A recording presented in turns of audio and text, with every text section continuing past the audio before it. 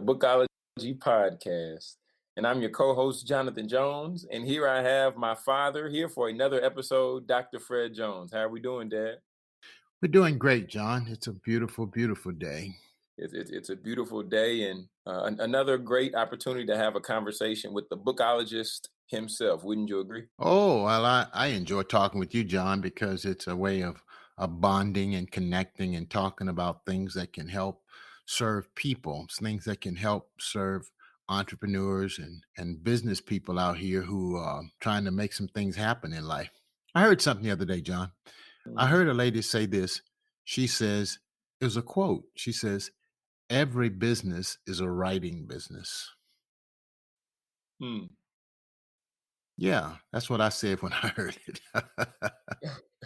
What's your major takeaway there? Well, in the legal profession, they say if it's not in writing, it never happened. If it's not in writing, it doesn't exist.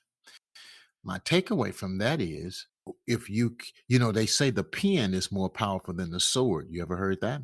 Mm-hmm. I heard. Well, I amended that quote. I like amending quotes. The pen is more power. If the pen is more powerful than the sword, then if you can write, you can rule.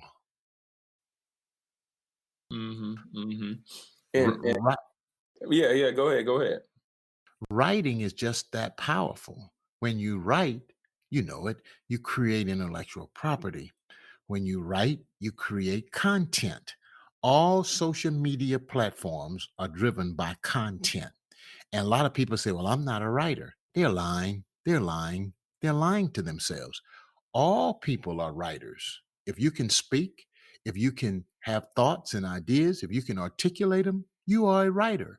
Because when you put those thoughts and ideas in a tangible form, a fixed form, be it a recording, be it a video, be it um, a podcast audio, that becomes a legal writing by law, by rule of law, that is writing. So I kind of get a little deep on it, but I won't.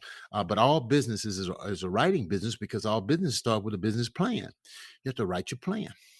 Does that make Yeah, sense? yeah. I think that makes a lot of sense. And I happen to be just on a virtual boot camp the other day, and they were just talking about LinkedIn and people furthering their professional networks. And as I share this, we're going to go ahead and get into today's topic because you're talking about writing, and the young lady began to share that if somebody reaches out to her but they don't have effective punctuation in the message, she said that's one of the biggest turnoffs that there is. And and I sat there and I listened to it and I was like, wow, because the first thought was, well, how am I punctuating my messages when I write them? But how does that apply to today's topic? Because today we're going to talk about one of the best investments that somebody can make, because I know we've talked about it going back and forth. But this is what we talk about, the editing process of a book, Dad. The editing Mm, process of a best-selling book. When you hear that, what's the first thing that comes to mind? make it a top priority. Hmm. Yeah. If somebody, so if somebody was out there and they're listening, that they have the manuscript written, and you say make it a top priority. So this is more important than the cover of the book. The editing is more important than the back of the book, the front of the book, the cover of the book. The lady just said it. You just said it a moment ago. She said, if someone reaches out to you, you're in a business meeting with other entrepreneurs and business people talking about LinkedIn. LinkedIn is a professional platform. And the person said, if they see a post that is, or someone reach out to them and the punctuation or grammar is bad, it's an immediate turnoff. There you have it. If you're going to write a book, and if a book is the new billboard, if a book is the new business card, if the book is the new branding tool, then you better brand right. If not, you're going to be staying up all night trying to figure everything out because you got a book out there on Amazon that looks like last year's bird nest full of errors and mistakes, and you wonder why nobody's wanting to work with you. They're not wanting to work with you because your perception of professionalism has been poorly displayed. That's just the nicest way if I can put it. Hmm. Wow. Yeah, I think that really does say a lot, because it's kind of like that first impression. And if somebody's first impression is looking at a book with comma splices and semicolons in the wrong place, and the grammar is bad, then people might never want to look into any other book that you've done. That so just so talk a little bit that have you ever had a client come or a potential client reach out, and then you've seen some of their work and you're like, whoa. Well, John, first of all, I've been that client. Okay, let's get the record straight. I've been that person, man. Let me just put a record. I made an F in English. Okay. You want me to say it again? I made an F in English. Yes, I help people write books, publish books, become best-selling authors, and create businesses around their book. But I made an F in English in college, undergraduate. But what I did though, I went back to school years later and I took a writing course at LSU, Louisiana State University, down in Baton Rouge. And I had a teacher. Listen to this. I remember her name to this day, John. Her Mm, name was Karen LeComte. Karen LeComte. Karen taught me, I had her for a legal writing class. And she says, Fred, you are a writer. You can write. I made a B in that class. And mm, that turned my life around. And from then I went on to law school and got admitted to Southern University Law School and took the bar exam, all that kind of stuff. So my writing skills have been a place of opportunity, a place of growth. Now, and my first book, it wasn't a perfect book. I mean, man, when I did my first book, my dad's book, I was all proud of the book. I got that book done in 2 weeks, by the way, but it wasn't properly edited. I had planned a big book launch and I planned the book launch. Guess what? Before I had the book written and finished, the book hadn't even been edited. And mom and daddy and all my siblings were driving 8 hours to come from Winsboro, Louisiana, all the way to Atlanta, Georgia. I had rented a big old private club for a whole night. mm, It was storming, raining in Atlanta. TD Jakes was in town that same night. mm, And I had this big old club with all these people supposed to have been there. And lo and behold, my mom and daddy came walking down the hall, my sisters and brothers. And boy, we had a beautiful, beautiful book signing, right? mhm, That was on Saturday night. They go back to Louisiana on Sunday, and I get this call from dad on Monday. He said, Frederick? I said, yes, sir. He said, now there's some things about this book that's just not right. And he said, and we need to get them fixed. We need to get them changed. I said, what is it? And he went through this and that, and he gave me all these edits that need to be done. I was devastated, sir. You want to know why? I mm, stayed up almost 2 weeks with no sleep, making sure that book was finished on time because the guy that I had paid to do it didn't deliver on time. I got to work on that book and I had ordered 300 copies and I ended up having to throw away about 250 copies of Dad's book because of editing, bad punctuation, bad. That was my first book. mm. Learned a valuable lesson about editing, sir. Wow. So if there's somebody out there listening, and they heard your story, they said, well, I haven't had the opportunity to get it edited yet, what would be the first step for someone to work with a professional editor to get a best-selling book edited? Yeah, well, first of all, the first step is for you to self edit your work. Don't just give somebody something that's loaded with errors and you haven't gone through it yourself. That's number one. Number two, learn how to work with an editor. Okay. And by the way, Nene ain't your editor. Big Dog ain't your editor. Auntie ain't your editor. Your high school teacher ain't your editor. None of those people should be editors. Your friends are not your editors. They might review it for you. They might give you comments. If you want to get you have a real jacked up book, Try letting some of these people that I just mentioned edit your book. You're not going to get a good product. So, step one for preparing a best selling book is to hire a professional editor. You say, well, who is a professional editor? Someone who does this on a regular basis. Someone who uh, do quite a number of edits. Someone who can give you a list of people whose books they've edited. Someone who can point to several books on Amazon or someplace and say, these are the books that I've edited. If you can find that person to do that, then boom, you're on your way. Now, John, here's the deal. One of the best places to start with an editor is the English department of a college or university near you. If Mm. that college or university has an English department or graduate students who are writing, then you could hire you 2 or 3 students, graduate students, pay them to start editing your book. That would be Mm. my biggest tip that I would say to anybody listening to the podcast right now. Contact the university near you. Of course, you got these places like Fiverr, Fiverr.com, and Upworks, Upworks.com. Fiverr, Upworks, you can find editors there, but you're going to find people that are editing from different other countries. You could find somebody from the USA that English speaking, but starting with the English department of your local university or local college would be a great place to get started with editing or finding a professional person to edit your book.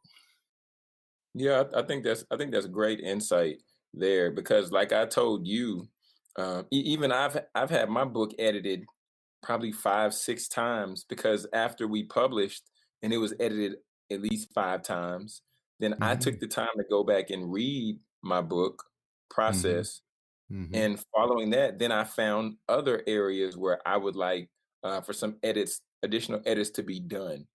So I think that um, just just in the grand scheme of things for the people out there listening, understanding the fact that on one side, if it's you're ready to get it published versus the other side of trying to get it perfect, you have to find a place in the middle to where you still continue to write and you still continue to make sure that the book gets put out. Because Dad, you've told me many times that you've worked with clients and they always strive for perfection. Talk a little bit about that, about a client striving for perfection with the edits and that holds them back from publishing it.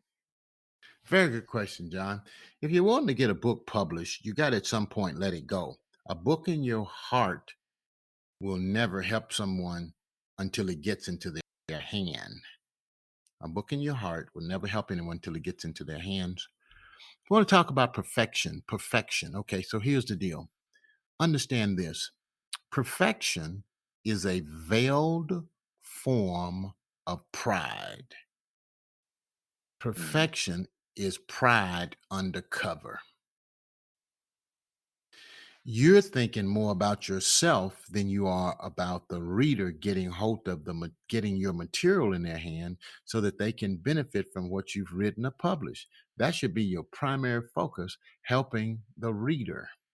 If that's your primary focus, then at some point you got to let it go and release the book out so that the readers can benefit from it. Now, paralysis of analysis. We many of us have heard of that concept. If you just sit around and analyze, you're going to be paralyzed and you're not going to move forward. Paid is better than perfection. Yes, I know that we should do we don't want to just put some junk out, but it's better to put something out than um than to put nothing out. My imperfect book that I have published is better than that perfect book that's still in your head. Oh man, yeah, yeah. I completely agree. I completely agree there.